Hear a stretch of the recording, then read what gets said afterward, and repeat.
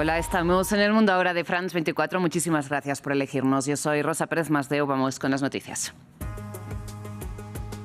El ejército de Israel mata al menos a 5 personas en la ciudad de Gaza, entre ellas al comandante de Hamas, Raed Sayed, según informan las Fuerzas Armadas israelíes. Se trata de una nueva violación del cese el fuego en medio del supuesto proceso de paz. A cambio del levantamiento de sanciones estadounidenses, Belarus libera a 123 personas, entre ellas al Premio Nobel de la Paz, Ales Bialatsky. El gobierno de Kiev informa que la mayoría de liberados están ahora en territorio ucraniano. Escalan los enfrentamientos entre Tailandia y Camboya a pesar del nuevo intento de Donald Trump por frenar las hostilidades que han causado 25 muertos esta semana. El gobierno camboyano cerró todos los pasos fronterizos con el territorio tailandés.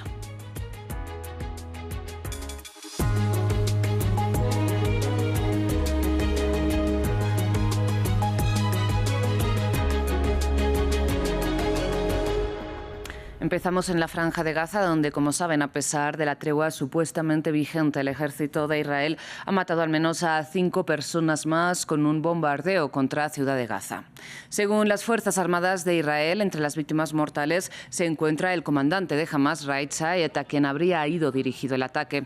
Según las autoridades gazatíes, Israel ha matado a más de 300 personas desde que el 10 de octubre entró en vigor, al menos sobre el papel, el cese el fuego que dio inicio al llamado proceso de paz de Donald Trump.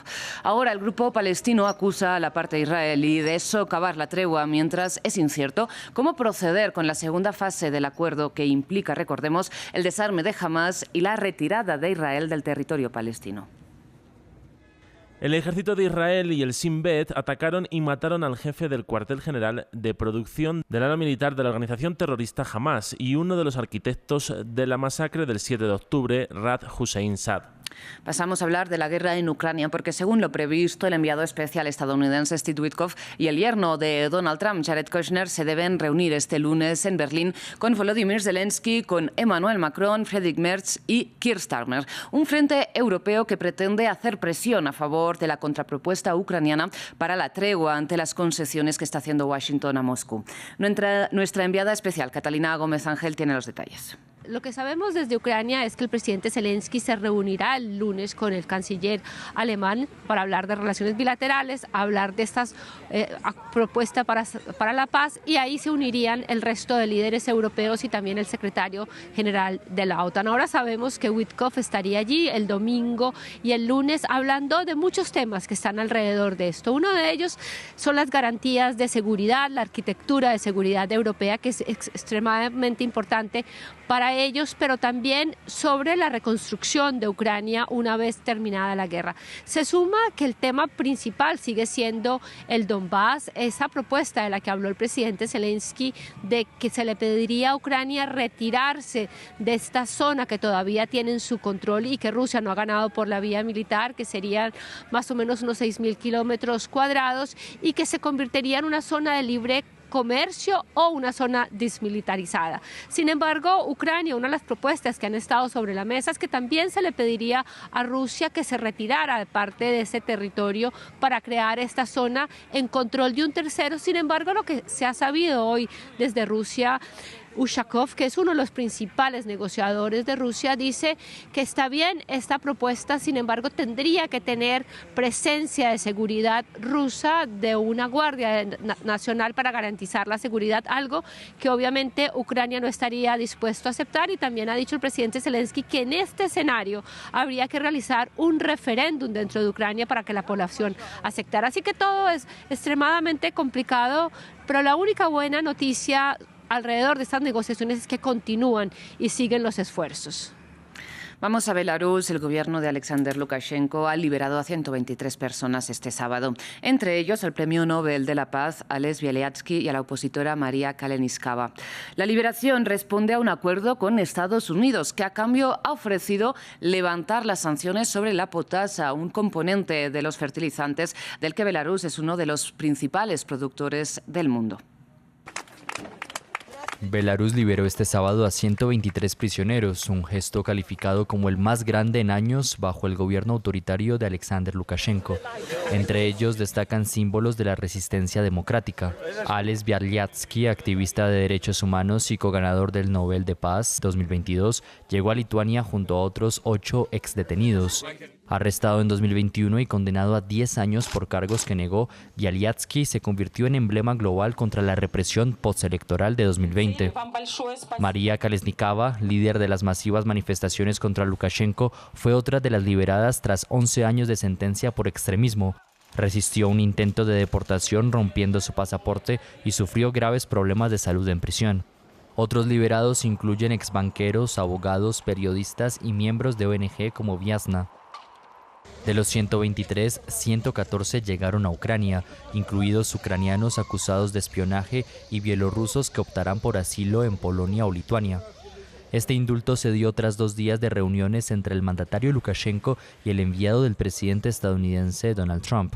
Estados Unidos flexibilizó sanciones sobre la potasa bielorrusa, un ingrediente clave en fertilizantes y un importante producto de exportación para el país. Estamos levantando sanciones, liberando prisioneros y estamos dialogando. Hablamos constantemente y yo hablo con su presidente sobre diferentes temas. Él nos ayuda, nos aconseja sobre qué hacer con la guerra entre Rusia y Ucrania. Es un buen consejero. El gobierno de Trump destacó la amistad de Lukashenko con el líder ruso Vladimir Putin como posible puente para terminar la guerra en Ucrania. Estados Unidos y la Unión Europea impusieron sanciones al gobierno bielorruso por denuncias de represión en 2020, luego de unas controvertidas elecciones presidenciales y el apoyo bielorruso a la invasión de Ucrania en 2022. Dejamos Europa, vamos al sudeste asiático. Tailandia y Camboya escalan las hostilidades a esta hora fronterizas que volvieron a estallar este lunes y que desde entonces han causado la muerte de al menos 25 personas. Donald Trump llamó a los líderes de ambos países y aseveró que ambas partes volverán al alto el fuego que firmaron en octubre. Sin embargo, el primer ministro tailandés en funciones lo contradijo y Camboya cerró todos los pasos fronterizos con Tailandia. En el conflicto fronterizo entre Tailandia y Camboya, Donald Trump esperaba volver a posicionarse como pacificador. Tras mantener conversaciones telefónicas con ambas partes, el presidente estadounidense anunció el restablecimiento del alto el fuego. Han acordado cesar todos los disparos a partir de esta noche. Ambos países están preparados para la paz. Pero las autoridades tailandesas no parecen haber llegado a la misma conclusión. El primer ministro del país declaró el sábado que los ataques continuarán y el ministro de Exteriores respondió a Trump. Ahora nos preocupa que algunos puntos del tuit de Trump no reflejen, en nuestra opinión, una comprensión precisa de la situación. Y que algunos puntos son incoherentes con los hechos. Quizás el presidente Trump, la fuente de información, distorsionó deliberadamente los hechos. Las autoridades camboyanas han reafirmado su compromiso de resolver la disputa. Este conflicto entre Tailandia y Camboya se remonta a la época colonial. La frontera entre ambas naciones ha sido fuente de tensión durante décadas. Esta hostilidad culminó este año en un conflicto abierto. La intervención de Estados Unidos en julio, junto con China y Malasia, había dado lugar a una paz salpicada de algunas escaramuzas, hasta esta semana. Camboya violó el acuerdo primero. Quienes violan el acuerdo deben rendir cuentas y no al revés. Este es un principio universal que todo el mundo debe comprender. Esta crisis fronteriza va acompañada de una crisis política en Tailandia. El primer ministro Chan Virakul disolvió el parlamento el jueves en un intento de romper el punto muerto entre los partidos. En el cargo desde hace apenas 3 meses, sucedió a Paetongtarn Shinawatra, que fue destituido tras un escándalo relacionado con las anteriores negociaciones fronterizas. En otras noticias, el Comité Noruego del Premio Nobel ha pedido a Teherán la liberación inmediata y sin condiciones de la Premio Nobel de la Paz de 2023. Hablamos de Narges Mohammadi, que fue detenida el viernes por las autoridades iraníes. La activista de 53 años es defensora de los derechos humanos y de la libertad de expresión y ha luchado durante años contra la pena de muerte y el velo obligatorio a las mujeres en su país. Nos lo cuenta Jesús Yajure. El Comité Noruego del Nobel insta a Irán a liberar de inmediato al activista Narges Mohammadi, Premio Nobel de la Paz 2023. Estas son algunas de las últimas imágenes de Mohammadi libre, sin hijab, rodeada de una multitud y coreando el nombre de un hombre ejecutado en 2022. La activista de 53 años participaba en una manifestación en la ciudad de Mashhad cuando fue detenida el viernes por las autoridades iraníes durante un homenaje a Khosrow Alikordi, un abogado y defensor de derechos humanos hallado muerto en extrañas circunstancias en su oficina de Mashhad el pasado 6 de diciembre. El Comité Noruego del Nobel hace un llamado a las autoridades iraníes para que aclaren de inmediato el paradero de Mohammadi, garanticen su seguridad e integridad y la liberen sin condiciones. El presidente del Comité del Nobel afirma que la detención de Mohammadi no es casual. Los gobiernos de Irán y Venezuela son estrechos aliados y Mohammadi ha sido arrestada cuando el premio es concedido a la líder opositora venezolana María Corina Machado. La abogada francesa de Mohammadi pide medidas para garantizar su liberación. Es una activista pro-democracia que lucha contra la teocracia iraní. Eso no la convierte en una delincuente y debe ser puesta en libertad de inmediato. Quiero dar las gracias a la Liga de Derechos Humanos, Amnistía Internacional y todas las ONG que nos apoyan para pedir su liberación.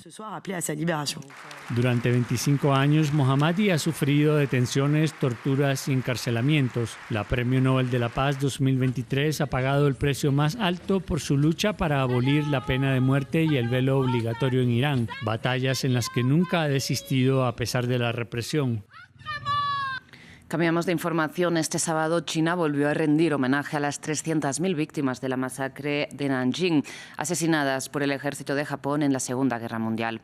Una masacre que Tokio se niega a reconocer. Sin embargo, en los días previos a esta conmemoración, jóvenes japoneses se reunieron para reflexionar sobre el rol de su país en territorio chino.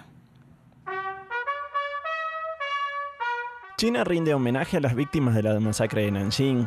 Este sábado se realizó el 12º Día Nacional de Conmemoración para honrar a las 300.000 víctimas asesinadas por el ejército japonés a finales de la Segunda Guerra Mundial. Banderas a media asta, minutos de silencio, coronas florales y 3.000 palomas blancas, entre otros elementos, compusieron el acto del que participaron familiares de víctimas, sobrevivientes y estudiantes. La masacre de Nanjing es un capítulo que China mantiene abierto y que le reclama a Japón que reconozca sus actos, algo que históricamente el país del sol naciente ha negado. Sin embargo, en Tokio, un centenar de personas se reunió en un auditorio días atrás a escuchar el testimonio de la hija de una sobreviviente y a reflexionar sobre el rol de Japón en suelo chino. Cada vez que pienso en la masacre de Nanjing, siento una profunda vergüenza de ser japonés. Reflexionar sobre un suceso así me hace comprender cómo la guerra puede despojar a las personas de su humanidad. Creo que es necesario que cada vez más personas conozcan la verdad y que estos hechos se difundan ampliamente. Durante la educación obligatoria no aprendí mucho sobre estas atrocidades de la guerra. Creo que esto también les ocurre a muchos otros estudiantes. El gobierno japonés actual, en declaraciones como el discurso del 80 aniversario de fin de la guerra, no menciona la historia de la agresión y parece reticente a usar la palabra agresión. Históricamente, Japón se ha negado a asimilar las responsabilidades en las guerras sino-japonesas. Incluso, a lo largo del tiempo, gobernantes han rendido respetos en el controvertido santuario Yasukuni, donde yacen los militares caídos en batalla, incluyendo a 14 condenados como criminales de guerra en la Segunda Guerra Mundial. Mientras tanto, en Siria, 3 soldados estadounidenses en servicio y un intérprete fueron asesinados, víctimas de una emboscada del autodenominado Estado Islámico. Las Fuerzas Armadas de Estados Unidos indicaron que mantendrán las identidades de los fallecidos en privado hasta 24 horas después, al menos, de informar a sus familiares. El 13 de diciembre, 2 militares y un civil estadounidenses murieron y 3 militares resultaron heridos como resultado de una emboscada atendida por un pistolero solitario del Estado Islámico en Siria. El pistolero fue atacado y abatido. Cerramos en India, donde Lionel Messi causó euforia a la vez que indignación y caos. Ahora verán. Y es que como parte de su God Tour, el astro argentino visitó la ciudad de Calcuta, donde revelaron una estatua de hierro de 21 metros de altura en su honor. Sin embargo, su aparición solo duró 22 minutos y estuvo opacada por un denso cordón de autoridades y seguridad, lo que provocó que miles de aficionados entrarán en cólera y estallarán en disturbios, por lo que el campeón argentino fue retirado precipitadamente del campo. Hasta aquí las noticias, enseguida regresamos.